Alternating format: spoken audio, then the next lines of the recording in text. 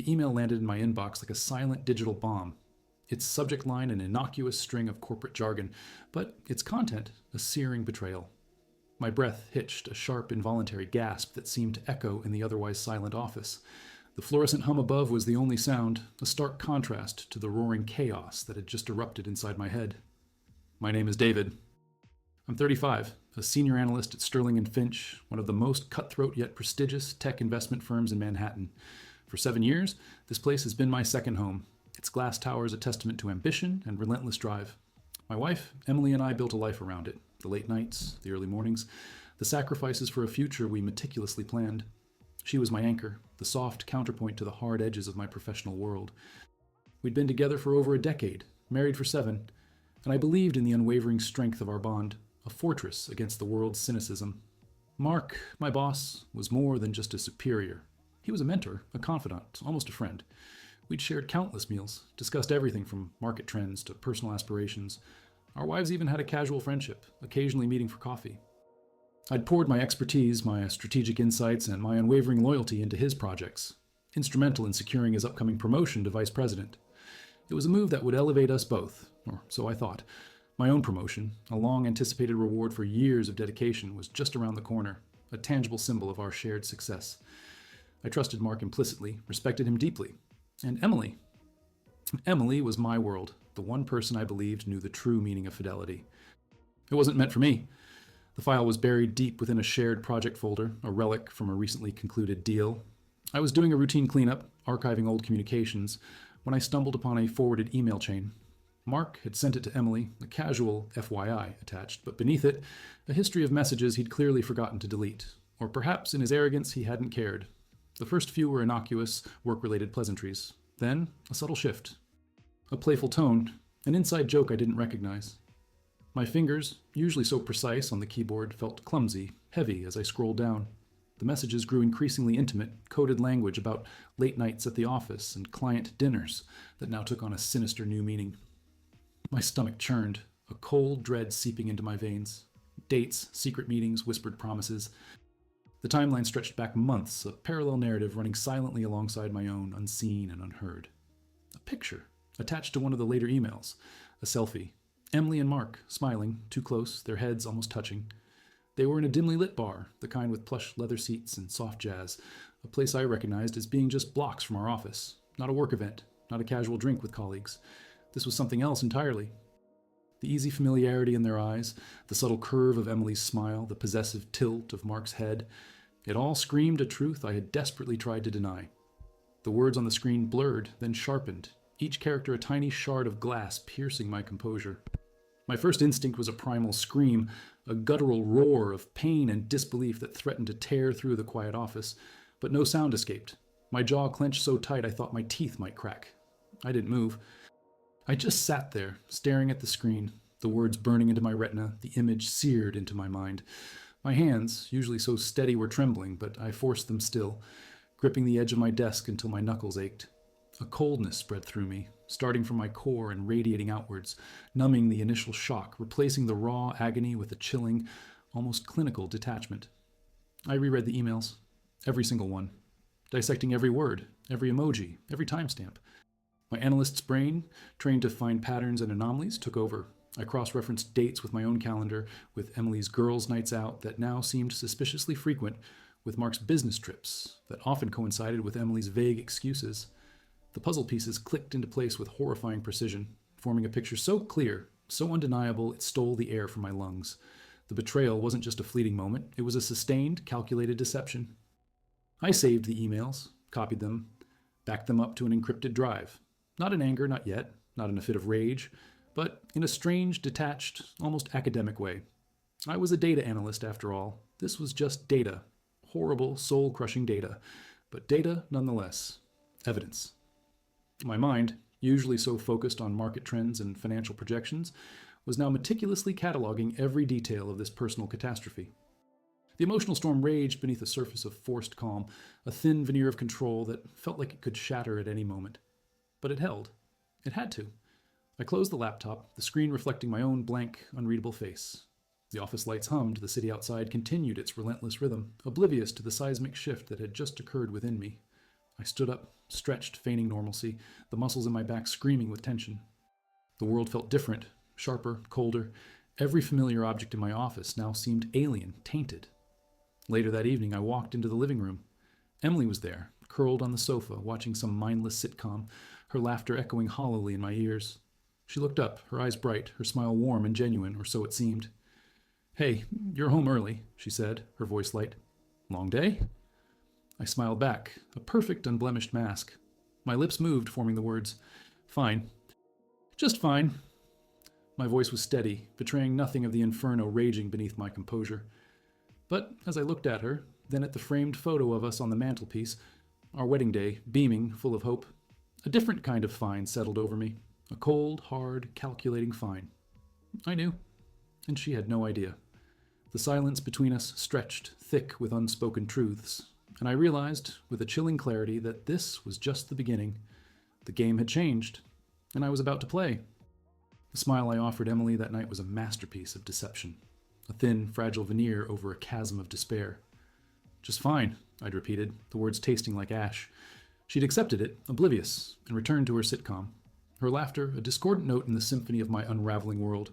I watched her, really watched her, for the first time in years, not with love, but with the cold, calculating gaze of a forensic investigator. Every gesture, every inflection, every casual touch became a data point, analyzed, cross-referenced against the damning evidence in my mind. The next few days were a blur of forced normalcy. At work, I maintained my usual diligent demeanor, even engaging Mark in seemingly casual conversations about the upcoming promotion. He was jovial, almost boisterous, basking in the glow of his impending success. He'd clap me on the shoulder, praise my contributions, and speak of our shared future at Sterling and Finch. Each word was a fresh cut, each touch a searing brand. I'd nod, smile, offer appropriate responses, all while my mind meticulously catalogued his tells. The slight avoidance of direct eye contact when Emily's name came up, the overly enthusiastic praise that felt like a compensatory gesture, the subtle shift in his posture when he thought no one was looking. He was a man with a secret, and I was now fluent in its language. At home, Emily was equally adept at her performance. She'd ask about my day, cook my favorite meals, even suggest a movie night. Her affection felt performative. Or perhaps it was always this way, and I was only now seeing it through the lens of betrayal.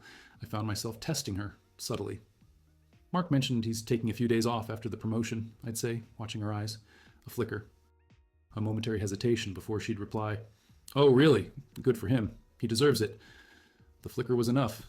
The hesitation, a micro-expression of guilt or surprise, confirmed what I already knew. Her stories about meeting friends for lunch or going to the gym now had a hollow ring. I didn't confront her. I didn't even hint. I just observed, collected, and filed away. The initial shock had given way to a profound, chilling anger. It wasn't the explosive, irrational rage that demands immediate retribution. No, this was a deeper, colder fury, one that simmered beneath the surface, crystallizing into a razor-sharp strategy.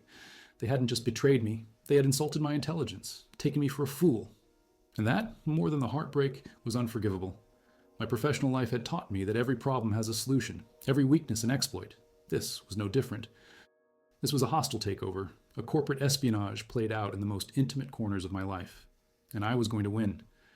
My plan began with small, intelligent actions, each one a thread in a meticulously woven web. First, I secured the digital evidence. The emails were not just copied, they were encrypted, backed up to multiple secure off-site locations and time-stamped.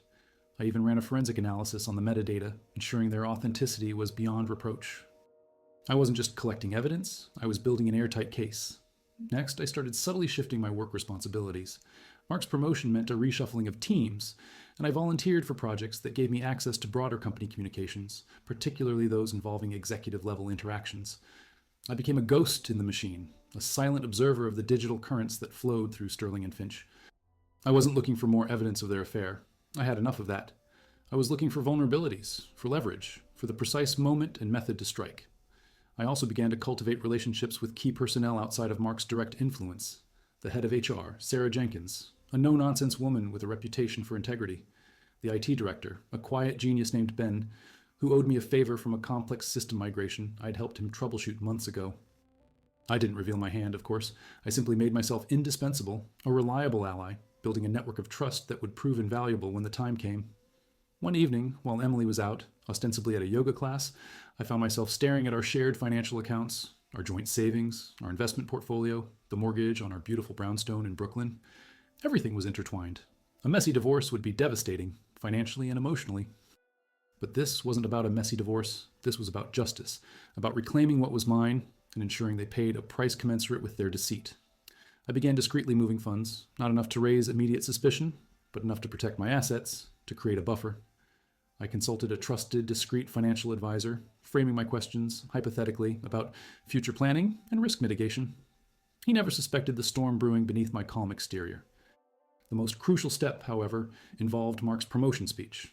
It was scheduled for next Friday, a grand affair in the company's main auditorium, attended by the CEO, board members, and all senior staff. It was meant to be his crowning moment, the culmination of years of ambition. And it would be, but not in the way he envisioned. I spent hours in the office after everyone else had left, poring over the company's internal network protocols, the security measures for presentations, the access points for the main display systems. My IT friend, Ben, had inadvertently given me a key when he'd shown me a back door he'd built for emergency system overrides. A small, almost insignificant detail at the time, but now it was everything. I mapped out the entire system, identifying the exact moment and method to inject my payload without detection, to ensure it would play on the main screen for everyone to see. The night before Mark's big speech, Emily was unusually quiet. She kept glancing at me, a strange, unreadable expression on her face. "Are you okay, David?" she asked, her voice soft. "You've been distant lately." I met her gaze, a faint, almost imperceptible smile playing on my lips.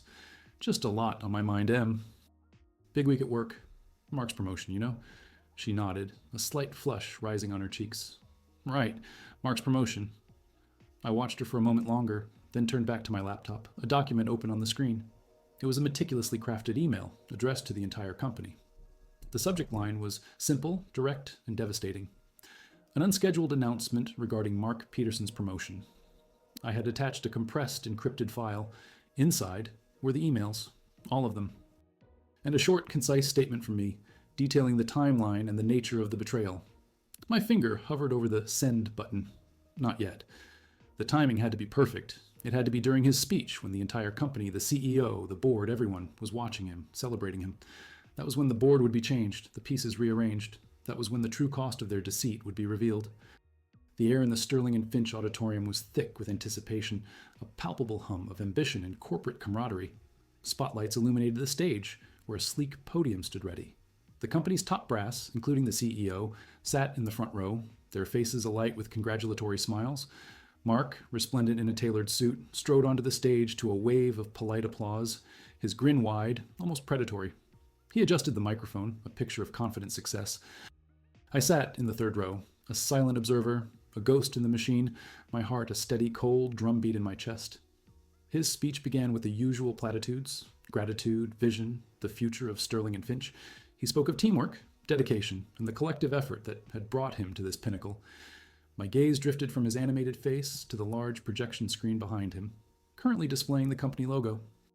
My fingers, hidden beneath the table, moved with practiced precision across a small, encrypted device. A single, almost imperceptible click. Mid-sentence, as Mark was extolling the virtues of integrity, the company logo on the screen flickered. A ripple of confusion went through the audience. Mark paused, a slight frown creasing his brow, assuming a technical glitch. But then, the screen didn't return to the logo. Instead, a familiar email interface materialized, stark white against the dark stage. The subject line, bold and undeniable, read, Client Dinner Follow-Up. A collective gasp swept through the room. Mark's eyes, initially wide with annoyance, narrowed in dawning horror as he recognized the sender and recipient. His face, moments ago flushed with triumph, drained of all color. The first email, dated months prior, scrolled into view displaying a casual, almost flirtatious exchange between him and Emily. Then another, more intimate, discussing a private meeting after hours. The words, once hidden, now blazed across the massive screen, undeniable and public. A low murmur started, growing into a cacophony of whispers. People craned their necks, pointed, their faces a mixture of shock and morbid fascination. Mark, frozen at the podium, tried to speak, but only a strangled sound escaped his lips. He gestured frantically to the AV technician, but the technician, equally stunned, seemed paralyzed. The emails continued to scroll, a relentless, damning narrative of betrayal, each one more explicit than the last. The selfie, the one from the bar, flashed briefly, a silent scream of confirmation. The CEO, a man known for his unflappable composure, rose from his seat, his face a mask of disbelief and fury. Sarah Jenkins, the head of HR, was already on her phone, her expression grim. The carefully constructed facade of Mark's career, his reputation, his entire professional life, was crumbling in real time, pixel by pixel, before the eyes of his peers and superiors. My phone vibrated in my pocket. It was Emily. I ignored it. Then again. And again. I could only imagine the frantic panic on the other end, the dawning realization of what was happening. Her world, too, was imploding, caught in the digital crossfire. The thought brought a cold, almost clinical satisfaction. This wasn't about revenge in the traditional sense. It was about exposing the truth, about dismantling the illusion they had so meticulously crafted. I watched Mark, his shoulders slumping, his eyes darting around the room like a trapped animal. The confident executive was gone, replaced by a man utterly broken, publicly humiliated. He tried to grab the microphone again, perhaps to deny, to explain, but his voice was drowned out by the rising tide of murmurs and the urgent whispers of the board members. Security personnel, alerted by the commotion, were already moving towards the stage. As the chaos peaked, I quietly rose from my seat. My movements were deliberate, unhurried. I wasn't fleeing. I was observing the aftermath of a perfectly executed operation. My phone vibrated one last time, a text message from Emily. "David, please, call me. What have you done?" I didn't reply. Instead, I sent a single, pre-scheduled email. Not to the entire company this time, but to Sarah Jenkins, the CEO, and the board members. Attached was the full, unedited dossier of emails, complete with metadata and a concise, objective timeline of events. My message was brief, professional, and devoid of emotion. Attached, please find documentation relevant to the integrity of senior leadership. I believe this information warrants immediate review. I walked out of the auditorium, leaving behind the pandemonium, the shattered remnants of Mark's career, and the echoes of Emily's desperate calls. The cool air of the hallway was a welcome contrast to the stifling heat of the room. My mind was clear, focused. The initial phase was complete. The truth was out, undeniable and public. The next few hours were a blur of calls and urgent meetings. Sarah Jenkins contacted me first, her voice tight with professional concern. I presented the evidence calmly, factually, answering her questions with precise corporate language. I was not an aggrieved husband. I was a diligent employee reporting a severe breach of corporate ethics and trust. My integrity, my loyalty to Sterling and Finch was unquestionable. The narrative was mine to control. By late afternoon, the official statement was being drafted. Mark Peterson was stepping down for personal reasons, effective immediately. An internal investigation was launched, not just into his conduct, but into any potential misuse of company resources. My name, David, was mentioned discreetly as the one who brought the irregularities to light. I had not just exposed them, I had positioned myself as the company's unwitting savior, the one who upheld its values. I returned to my apartment, the silence heavy, pregnant with the weight of what had transpired. Emily wasn't there. Her car was gone. A note on the counter, hastily scrawled, simply read, "I need space. I'm staying with my sister." The words were almost an afterthought, overshadowed by the day's seismic events. I poured myself a glass of water, the ice clinking softly. The apartment felt empty, yet strangely liberated. The emotional storm had passed, leaving behind a landscape of cold, hard facts. The battle was far from over, but the first decisive strike had been made. Tomorrow, the real reckoning would begin. Tomorrow, the world would learn the full extent of the story, not just the corporate scandal, but the personal devastation. And I would be ready. The morning after the auditorium spectacle, the corporate world moved with a swift, brutal efficiency. By the time I arrived at Sterling and Finch, the news had already spread like wildfire. Mark Peterson was not just stepping down. He was gone, his office cleared out overnight, his name scrubbed from the executive directory. The official company memo, circulated before dawn, cited a severe breach of corporate ethics and personal conduct as the reason for his immediate termination. It was a cold, clinical execution, devoid of sentiment, perfectly reflecting the corporate noir aesthetic I had embraced. The internal investigation, spearheaded by Sarah Jenkins, was thorough and merciless. My meticulously compiled dossier of emails, metadata, and timelines left no room for doubt or denial. Mark's attempts to spin the narrative, to claim a consensual affair that had no bearing on his professional duties, crumbled under the weight of the evidence. The fact that he had used company resources, company time, and leveraged his position of power over a subordinate, Emily, in this context, was technically a subordinate through her connection to me, a key member of his team, sealed his fate. His career, once on an unstoppable trajectory, was now a smoldering ruin. The whispers in the hallways were no longer about his promotion, but about his spectacular downfall. Emily's fate was more complex, less public, but no less devastating. Her sister called me, her voice laced with a mixture of anger and desperate pleading. Emily was a wreck, holed up, refusing to speak to anyone. The shame, the public humiliation, the realization of the magnitude of my calculated strike had broken her. The divorce papers served a week later were met with no resistance. There was no fight, no argument, just a quiet, defeated acceptance.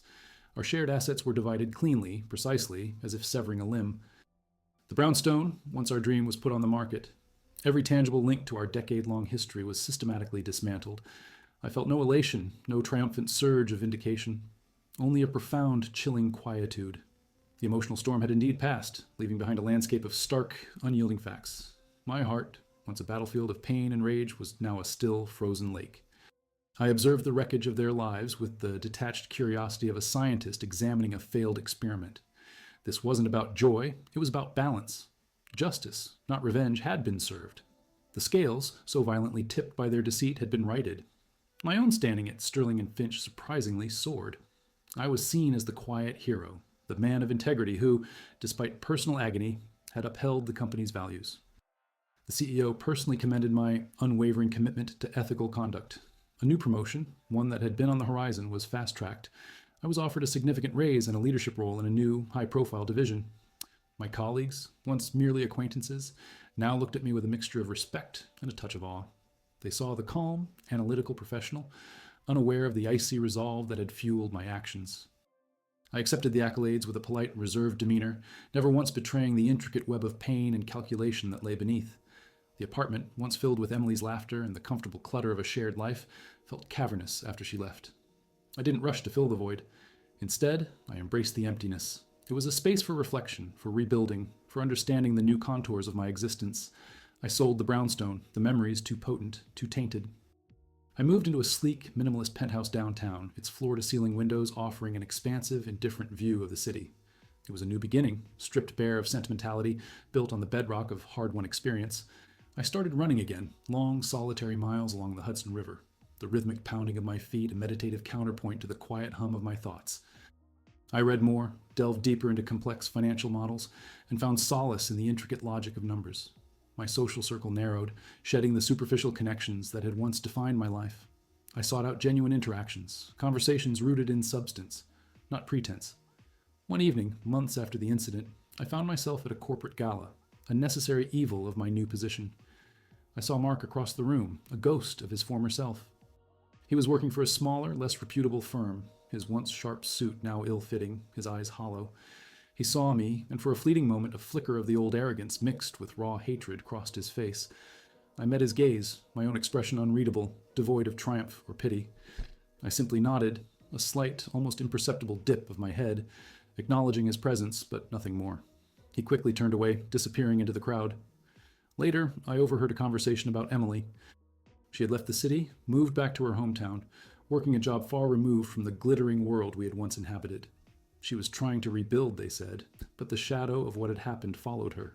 I felt no satisfaction, no lingering anger, just a quiet understanding that consequences, like ripples in a pond, spread far and wide. My life was irrevocably changed. The man who had believed in unwavering trust, in the simple narratives of love and loyalty, was gone. In his place stood someone colder, sharper, more discerning. I had learned that betrayal, when met with calculated resolve, could be transformed into a powerful, albeit painful, catalyst for self-redefinition. I had lost a wife and a friend, but I had gained an unshakable understanding of my own strength, my capacity for control, and the chilling precision of true justice. The city lights twinkled below my penthouse window, a vast and different tapestry of human ambition and folly. I raised my glass, not in a toast, but in a silent acknowledgement of the journey. The world had shown me its true colors, and I had learned to paint with them. Some lessons are carved in ice, not stone. If you found my story compelling, please give it a like.